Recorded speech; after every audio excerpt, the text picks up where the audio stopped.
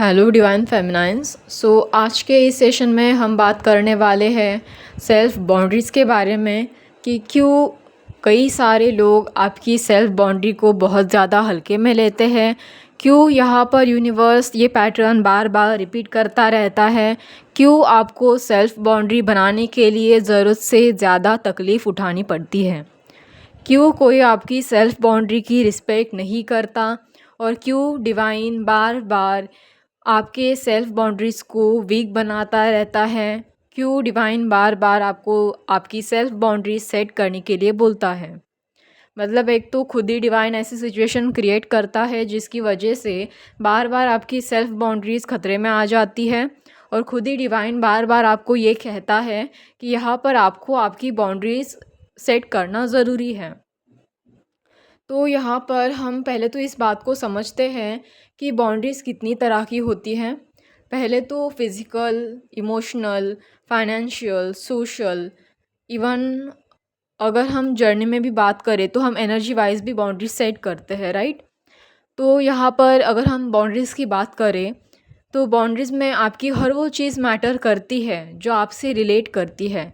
चाहे वो आपके चॉइसेस हो, चाहे वो आपके लाइक या डिसलाइक हो, चाहे वो आपके अपनी कोई भी ओपिनियन हो, कोई भी डिसीजन हो, या कुछ ऐसी बात हो जो पर्सनली सिर्फ़ और सिर्फ आपसे रिलेट करती हो, इवन चाहे वो आपकी इमोशन से क्यों ना हो। पर क्या आपने कभी सोचा है कि क्यों आपकी बाउंड्रीज़ को बार बार तोड़ा जाता है, बार बार उस बाउंड्रीज़ को लेके आपको ट्रिगर किया जाता है, बार बार आपकी बाउंड्रीज़ पर लोग डाउट क्रिएट करते हैं या फिर उसे बार बार क्रॉस करने की कोशिश करते हैं। क्यों आपकी बाउंड्रीज़ को इतने हल्के में लिया जाता है।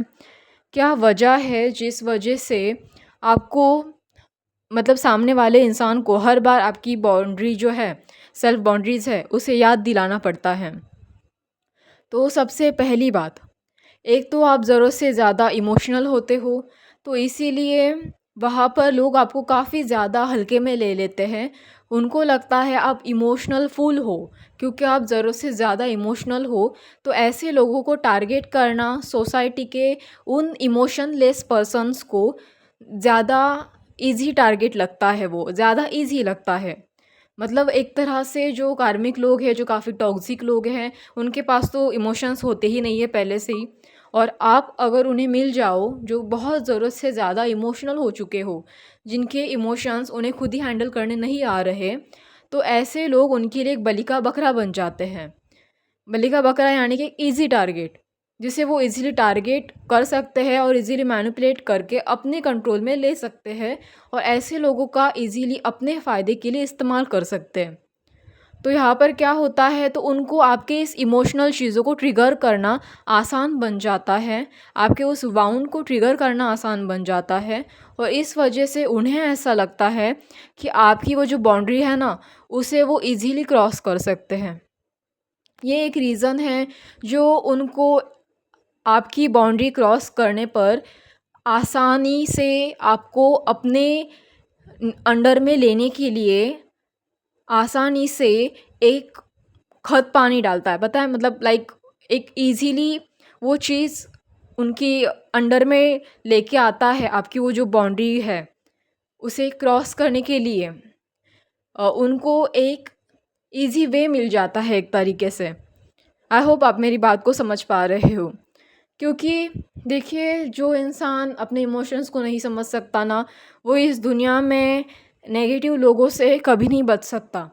जिस इंसान को अपने इमोशंस हैंडल ना करने आते हो, जो इंसान इमोशनली काफ़ी वीक है, जो इंसान अपने इमोशंस नहीं संभाल सकता, या फिर जिस इंसान को अपने इमोशंस के बारे में पता ही ना हो, ऐसा इंसान आज के ज़माने में तो इस दुनिया में टिकना बहुत मुश्किल है। और ऐसे लोग उसकी बाउंड्रीज़ बार बार क्रॉस करेंगे। आपने देखा भी होगा इवन आपके लाइफ में ये। तभी तो जब आप किसी इंसान को मना कर देते हो और कहते हो कि नहीं, आप मुझे पसंद नहीं हो, आप किसी कार्मिक को ये बात जाके बोल दो, देखो वो क्या करेंगे, फिर भी आपके पीछे पड़े रहेंगे, फिर भी आपको बार बार परेशान करेंगे, फिर भी बार बार आपके ऊपर कमेंट पास करेंगे, फिर भी बार बार आपके पीछे पड़े रहेंगे आपको परेशान करने के लिए। तो आपने कभी सोचा है ऐसा क्यों होता है? ऑब्वियसली क्योंकि उन्हें पता है कि आप एक इमोशनली वीक पर्सन हो। आप उनके लिए वो सप्लाई हो, आप उनके लिए वो चीज़ हो, जिससे वो आपके इमोशंस से अपने इमोशंस फुलफ़िल कर सकते हैं। अपनी वो जो आप उनको जो अंदर से पीस चाहिए, एनर्जी चाहिए, वो आपसे उन्हें मिल सकती है। क्योंकि एक इमोशनली वीक इंसान को फँसाना तो बहुत आसान हो जाएगा। अभी जो इमोशनली स्ट्रॉन्ग है वो तो किसी भी एंगल से नहीं फँसेगा, क्योंकि उसको अच्छे से पता है सामने वाला क्या चीज़ है और मैं क्या चीज़ हूँ। वो नहीं हर्ट होने वाला। पर जो इंसान हर्ट हो जाता है ना, वो तुरंत से टूट जाता है, नहीं बर्दाश्त कर पाता उतनी चीज़ों को, क्योंकि वो तो पहले से ही हर्ट होता है। तो यहाँ पर ये फैक्ट होता है, इसलिए वो आपको बार-बार आपके पीछे पड़े रहते हैं और उस बाउंड्री की रिस्पेक्ट करते ही नहीं। अगर यही इस जगह सोलमेट होता है तो हाँ, वो आपकी बाउंड्री की रिस्पेक्ट करेगा, ओके? बट ऐसे लोगों से बचने की ज़रूरत है जो कार्मिक है। अभी दूसरी बात, यहाँ पर आपकी रिस्पेक्ट नहीं की जाती। आपको इस बारे में भी फ़ील हुआ होगा कि काफ़ी बार आपको रिस्पेक्ट मिलती ही नहीं। बिना वजह, बिना बात के लोग कभी-कभार तो इतनी घटिया तरीके से बेइज़्ज़ती करते हैं। इवन आप उनको मुँह पे भी बोल दो ना, इवन आपका डीएम भी ले लो आप। उनको आप मुँह पे भी बोल दो कि देखो, मुझे इस तरह से अगर कोई बात करे मुझसे या मेरी इस तरह से कोई इंसल्ट करे तो मुझे अच्छा नहीं लगता। सो इस तरह से आइंदा से मुझसे बात मत करना। और अगर बात करनी है तो आप तमीज़ से ही बात करो मुझसे। आप जाके किसी इंसान को ऐसे बोल दो। फिर भी कभी आपने देखा है ऐसे लोगों ने आपकी बात कभी मानी है? तो यहाँ पर क्या हो जाता है, यहाँ पर भी आपकी बार-बार इंसल्ट की जाती है। तो यहाँ पर आपको सिंपली, अगर ऐसा क्यों होता है सबसे पहले तो वो बता देती हूँ। ये ऐसा इसीलिए होता है क्योंकि उनको पता है कि अगर वो आपकी मतलब इंसल्ट करेंगे, अगर आपको रिस्पेक्ट देंगे तो आप तो मतलब हवा में उड़ जाओगे, मतलब मोटिवेट हो जाओगे उससे, है ना? तो इंसल्ट ही आपकी इसलिए की जाती है ताकि आपको वो डिमोटिवेट करे, आपको नीचे खींच सके। बार-बार आपकी इंसल्ट करने से आप उनके कंट्रोल में रहो, आप हमेशा उनसे नीचे ही रहो, ताकि वो आपको बार-बार डिमोटिवेट करके अपने लेवल पे लेके आ सके और आपको परेशान कर सके। अगर आपने उनके ऊपर ध्यान देना ही छोड़ दिया, इग्नोर कर दिया उनको, या फिर सिर्फ़ अपने आप को आगे बढ़ाने में आप लगे रहे, तो उनकी वो बाउंड्री जो आपकी बाउंड्रीज़ बार-बार क्रॉस की जा रही थी, वो ऑटोमैटिकली धीरे-धीरे करके ब्रेक डाउन करना स्टार्ट हो जाता है। क्योंकि ये बात सिर्फ़ कहने से अगर वो लोग रुक जाते, तो वो लोग काफ़ी ज़्यादा समझदार होते कि उनको अपनी लिमिट क्रॉस नहीं करनी चाहिए थी, पर वो लिमिट क्रॉस कर रहे हैं। तो यानी कि वो जानबूझ के ऐसा कर रहे हैं, जब तक उनका पर्पस फुलफ़िल ना हो जाए, आपको नीचे खींचने का। ये बार-बार इंसल्ट करने का काम ही इसीलिए चल रहा है ताकि वो आपको डिमोटिवेट करे। अभी थर्ड पॉइंट पे आते हैं, तो यहाँ पर आपकी बाउंड्रीज़ क्रॉस करने के बारे में अगर बात करें, तो जब भी आप किसी रिलेशनशिप में चले जाते हो, कार्मिक रिलेशनशिप में, और वहाँ पर कोई फ़िज़िकल टच की बात आती है, जो कार्मिक होते हैं वो तो बिना सोचे समझे किसी भी घटिया हद तक जा सकते हैं। हम नहीं बता सकते कि कौन से कार्मिक लोग किस तरह के होते हैं। पूरी तरह से ऑब्वियसली टॉक्सिसिटी उनके अंदर बहुत ज़्यादा भरी पड़ी रहती है। तो मोस्ट ऑफ द जो बॉयज़ होते हैं, वो कमर पे हाथ रखना, कंधे पे हाथ रखना, या फिर डायरेक्टली किस कर देना, इस तरह की पचकानी हरकतें भी करते हैं। इवन कभी-कभार कुछ लड़कियों को अनकंफर्टेबल लगता है। कभी-कभार कुछ लड़कियों को यहाँ मिलने के लिए आ जाओ, वहाँ मिलने के लिए आ जाओ, मैं यहाँ पर तुम्हारा वेट कर रहा हूँ। इस तरह की वो धमकियाँ देना, या फिर नहीं आए तो चिल्ला देना फ़ोन पे, या फिर जानबूझ के ड्रामा क्रिएट करना। तो इस तरह की जो भी हरकतें की जाती है, जो आपके फ़िज़िकल बाउंड्रीज़ को क्रॉस करती हैं, तो यहाँ पर आपको आके लगता है कि किसी भी हद में, मतलब किसी भी तरह से आप सेफ़ हो? ऑब्वियसली नहीं हो। अगर ये बात आपको अच्छी नहीं लगती है किसी भी एंगल से, और आप खुद भी उनको ये सब करने के लिए परमिशन दे रही हो, जबकि आपको ये अच्छा नहीं लग रहा है, तो यहाँ पर आपकी बाउंड्री वाक़ई बहुत ज़्यादा घटिया तरीके से क्रॉस हो रही है। तो यहाँ पर सबसे ज़्यादा ज़रूरी ये हो जाता है कि आप सीधे-सीधे उनको मुँह पर मना कर दो, यानी कि नो बोल दो। उनको अपनी बाउंड्रीज़ याद दिलाओ, सामने वाले पर्सन को उनकी बाउंड्रीज़ क्या है, वो उन्हें पता होना चाहिए। अभी ऐसा नहीं है कि उनको ये बात समझ में नहीं आती, आती है समझ में, फिर भी वो अपनी घटिया हरकतें करने से बाज़ नहीं आते। तो जब ऐसे लोगों को आप मुँह पर ज़ोर से सुनाओ, तो ऐसे लोग, मतलब आपको ऐसे नहीं कि धीरे आवाज़ में आप उनसे बात करने जाओ और आराम से समझाओ तो समझ जाएँगे। अभी जो इंसान एक बार समझाने से नहीं समझा, बार बार वही हरकतें कर रहा है, तो नेक्स्ट बार आपको आपकी आवाज़ बढ़ा के ही बात करनी है और सामने वाले को अपनी आवाज़ में ही उस टोन में, मतलब ताकि वो समझ पाए कि ये वाकई गलत है, उस टोन में जाकर बात करनी है जिस टोन में वो आपकी बात सुन भी ना सके। तो इससे क्या होता है कि इससे वो समझ जाता है कि आपको हल्के में लेना उसकी बहुत बड़ी गलती है। तो इस तरीके से आप अपने आप को सेफ रख सकते हो। अभी तीसरी बात कि फ़ाइनेंशियल चीज़ें, काफ़ी बार ऐसा होता है कि आपके आजू बाजू काफ़ी लोग ऐसे होते हैं, आपके कार्मिक ले लो या फिर आपके फ्रेंड, एनीबडी, ठीक है। इवन कभी कभार तो मैंने सुना है कि डीएम भी आपसे पैसे मांगने के लिए आ जाते हैं जब लोगों को पैसों की ज़रूरत होती है। पर देखिए, मदद करना एक और चीज़ है और बार बार आपको मतलब आपसे मदद मांग के आपके पैसे हथियाना एक अलग चीज़ है। इन दोनों में बहुत डिफरेंस है।